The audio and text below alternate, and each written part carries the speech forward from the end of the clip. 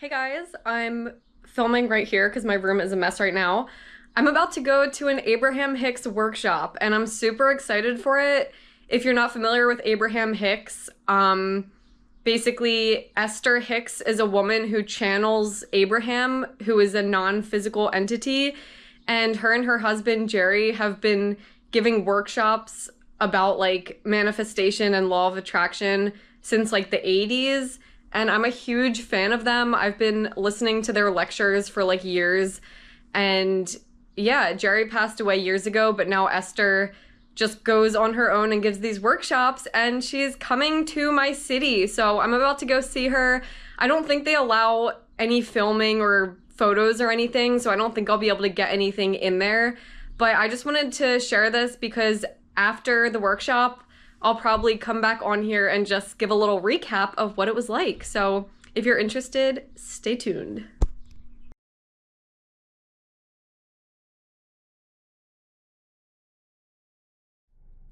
All right, guys, we're back. I just got back from the Abraham Hicks workshop. I'm in my car right now because I just want to film this while everything's fresh in my mind, and then I literally need to go sleep because I'm so tired. I had a late flight last night and I didn't sleep much, and I'm like jet lagged and just, yeah, a little tired.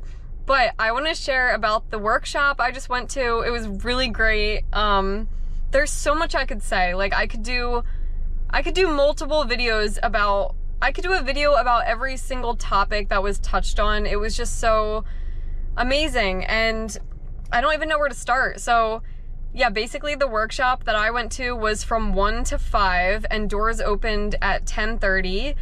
So I got there a little after 11. I did want to get there early just to kind of like meet people and I don't know, like get a good seat and see what's up and check out, you know, I just like to get there early rather than like right when it starts. And I'm glad I did because as I walked in, I met a lovely woman named Beth who had been to these workshops before. She went to one other one in the past. So it was cool to like hear her perspective of, yeah, like what it was like. And it's also just really cool to meet like-minded people. Like you meet such cool people at these events. I went to like a Dr. Joe progressive retreat last year. That was like over a weekend, so it was like from Friday to Sunday. And I met some people who became such close friends that I'm still like, one of the girls is like one of my super close friends. I talk to her literally every day. So that's like one of the best parts of these workshops. Like it's not just about like getting the knowledge and experiencing all the messages in person, but it's like the people you meet is like, to me, one of the best parts. So that did not disappoint. It wasn't super long. I mean, it was just 4 hours total, so you don't have like a ton of time. It's not like a whole weekend or anything, which I do think is a different experience because it's much shorter. So to give an idea of like how it was organized, so it started right at 1, they played some music, and then Esther came out on stage and she welcomed everyone. And then I do want to share my first impression of her was that she is just as like silly and playful as she is if you listen or watch any of her lectures online.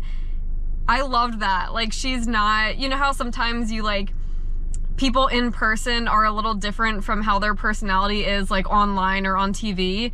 She was like just as silly and fun and playful, which I thought was so great because like that's the whole energy behind their messaging. It's all about just like finding the joy in life and having fun and being playful. And I thought it was awesome that like that's how she is. Like it's just how she naturally is before she's even like channeling Abraham. So that was cool. She welcomed us all, and then when it was time to start, she did her thing where she starts to channel Abraham, and to do that she like closes her eyes and I think in her head she says like, I only want to speak the words that you're speaking. Like she said that, or when she was speaking with Abraham coming through her, Abraham was saying that Esther likes to like keep her opinions out of it so that the only voice that's really coming through is Abraham. So you're not getting it tainted with like physical human opinions or anything. So yeah, she closed her eyes, and just for like maybe like 15-30 seconds, she like does this a little bit, and then they say like, we're so pleased to be here with you today, blah blah blah. And then they just start like, so they started by just sharing just the messaging. They just started talking and sharing all of this beautiful messaging that we hear over and over again about creating your reality with how you're feeling, and what you're focusing on is what's important and all that. And then they started, yeah, calling on people. And yeah, the first woman who went up, it was really cool. So they have the people they call on actually come up and sit in a chair on stage, and they're facing Esther, like their back is to the audience. They're facing Esther with a microphone, and they ask their question. And the first woman who went, she asked a really good, it's funny because they always say like the questions that people ask are kind of like what everyone needs to hear, and that's definitely how I felt. Yeah, this woman was talking about losing her dad years ago, and how she has multiple family members with cancer, and just, yeah, was saying how her dad wasn't really into all this spiritual stuff, but since he died, she's been seeing like signs of him around, because she told him before he died that she wanted him to like send her a sign, and she said that ever since then she sees dimes everywhere. She started seeing dimes like everywhere on the ground, and she never saw them before. So she knew that that was like a sign from her dad. And then she said like some years later, she stopped seeing them, and she was kind of like, she literally said, she was like, all right, Dad, like I haven't seen the dimes in a while. Can you just kind of like show me them again? Like I really want to see them. I really want to know you're there. And she said, no kidding. She said one day she was biting into a sandwich and there was a dime. She bit into the sandwich and it was hard, and then she looked and there was a dime in her sandwich, and she said it was crazy and all this stuff. And she was telling us this story. She was sharing it with Abraham, and it's so funny because Abraham, like this was a big dialogue, was this first woman who went, and it was like such good messaging, and basically saying that like the woman asking for the dime, like they said to her like, we don't want to say that that's not important, like it's so fun when that stuff happens, but do you see that the fact that you were asking for it meant that you didn't trust that your dad was always there? Like when someone dies, they're still always here with us. They don't actually like leave us. And she was just, yeah, or Abraham was just saying like, you don't need to ask for signs. And actually when you're asking for signs, I took some notes like during the breaks, because I just didn't want to forget certain things. And one of the things that I wrote down was like, looking for signs means you're not trusting. And it doesn't mean it's a bad thing. It doesn't mean it's bad to ask for signs, or to look for signs, or to like get excited when you see signs. That's just like how things are supposed to be. They're supposed to be flowing. You're supposed to see synchronicities and stuff. And they just don't want us to get caught up in like needing to see a sign, because the act of needing to see the sign means that we're lacking. It means that we don't feel that we have something, hence why we're asking for it. So their whole thing is like, they literally said like, throw out the dime. You don't need the dime. Like just trust and know that it's always here, and that's just how things are. So yeah, I'm not explaining it as well as they did, but that was like a really cool point. And there's more I want to say, but I'm gonna pause my camera for a second because it's getting really hot. All right, just a couple more points I want to share from the workshop. Another point that I thought was really great and really just relevant and also really practical was when they were talking about All right, so the whole idea behind all of this like manifestation stuff is that everybody has things that they want in life, right? We all have desires. We all have things that we want to manifest. And it's like, how do we set those goals? How do we come up with like the things that we want, and then how do we achieve them? Well, one thing that they said that I thought was really helpful was like, when you're coming up with what you want to manifest, think of it as like a basketball hoop. Are you gonna put the hoop so far out there that it's like impossible to shoot in? Like it's impossible to get it in the hoop because you put it so far out, even if it's like some lofty goal that you don't think you'll be able to do? They say instead of that, and instead of having it so close to where you can just like drop the ball in and it goes in, they say put the hoop in like a middle distance, put it in a comfortable position, a comfortable distance where you feel it's like enough of a stretch that it's like exciting, like, oh, I really want to shoot it and get it in, but it's not to the point that you don't think you're gonna make it. Like, it has to be kind of believable for you based on what your faith is. Not everybody thinks this stuff is real. Not everybody thinks this stuff can happen. So instead of, if you're somebody who wants to move out of your apartment, instead of trying to manifest like a mansion and wondering why you're not getting there, maybe it's because you don't really fully believe that it's possible, but maybe you do believe it's possible to move into an apartment that has a balcony and more sunlight. Like maybe something like that, that's a little more attainable. It's all about choosing a goal that is actually believable for you, because the only way this stuff happens is if you believe it. That's like where that's what it all comes down to. So that's another thing that I thought was really cool. And just one more thing I'll share is that everything is coming. That's something that Abraham said multiple times. Everything is in the process of becoming.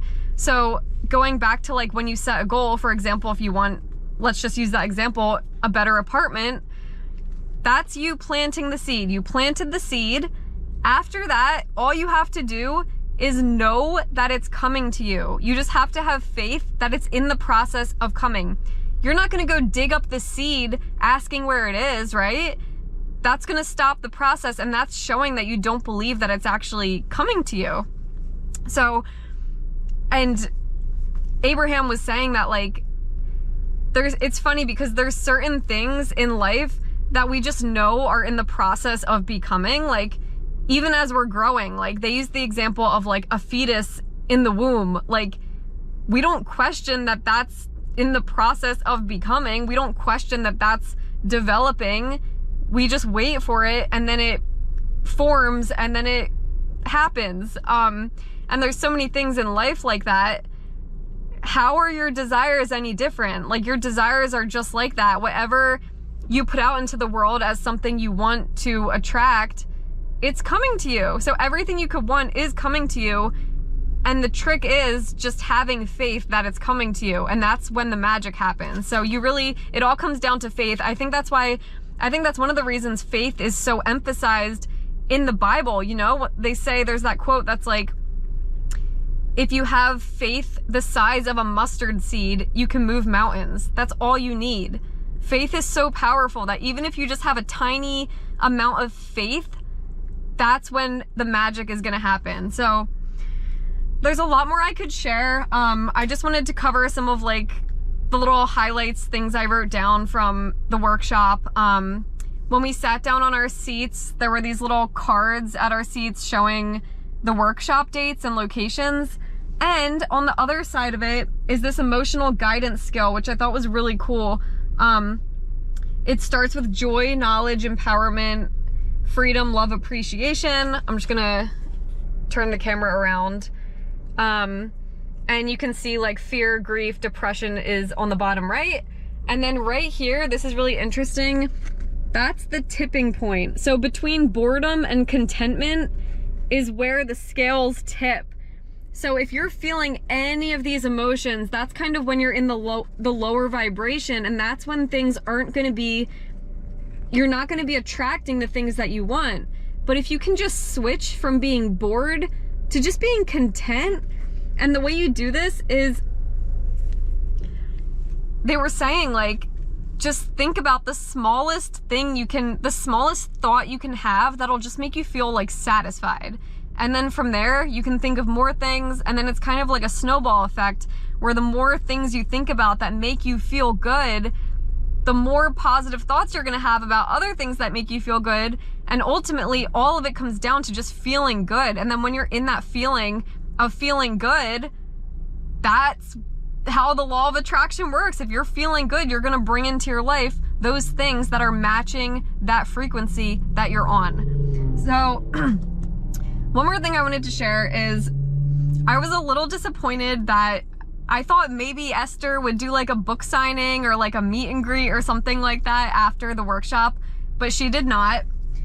I did bring my Ask and It Is Given book, thinking maybe I could get her to sign it, but she did not do a meet and greet, which it's all good. I didn't know what to expect. Like, I'm tired right now after just sitting through that for 4 hours, because it is really intense. It's a lot of information. I can't imagine how she feels after like channeling and talking for 4 hours straight and like all of that. So they also said, it's funny, Abraham at one point said how like Esther doesn't like to, like, if she's not on stage, she doesn't like to like get questions from people, because people ask her questions as if she's Abraham, but she's not. And she doesn't want to answer their questions because she can't answer them to the level that Abraham can. And she doesn't want her answers to like get in the way of Abraham's messaging. So I think that's also probably another reason why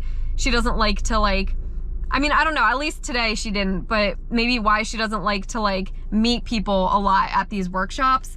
But I did get a couple cool things. One is this book. This is Co-Creating at Its Best. I thought this was so cool because I love Wayne Dyer. And this is basically a book where Wayne Dyer is asking Abraham all of these questions.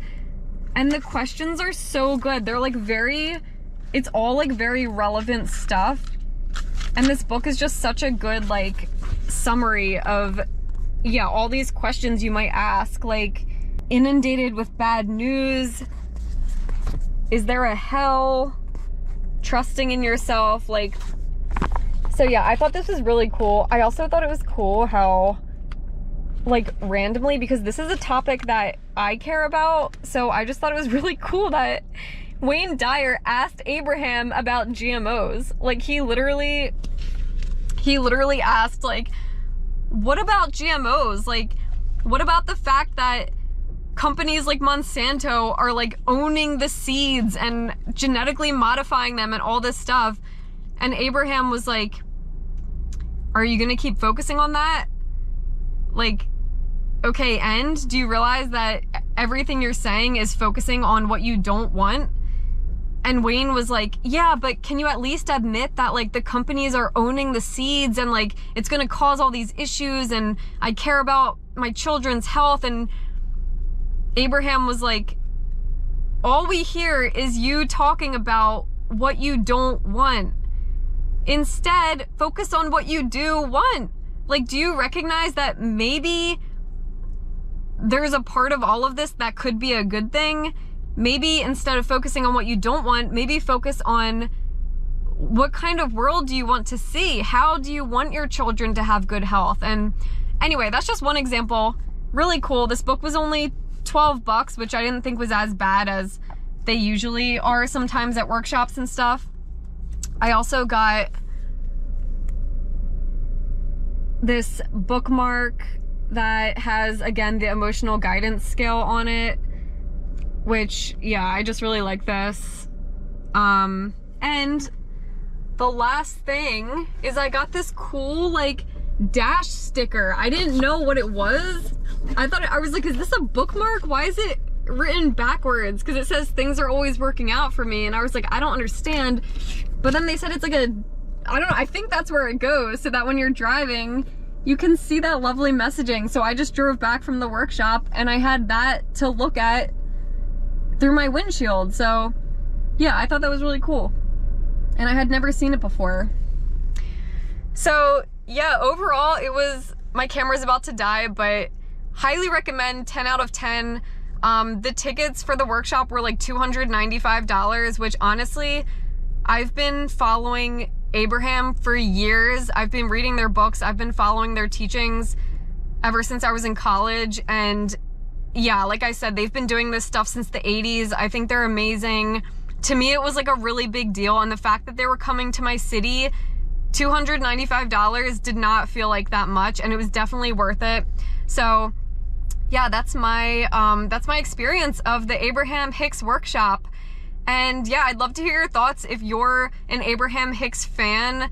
I don't know, just share in the comments below, like, what do you like about their teachings, and have you ever been to one of their workshops? I would love to hear like what your experience was. And yeah, my camera's gonna die, so I will catch you guys in the next video. Thanks for watching. Bye.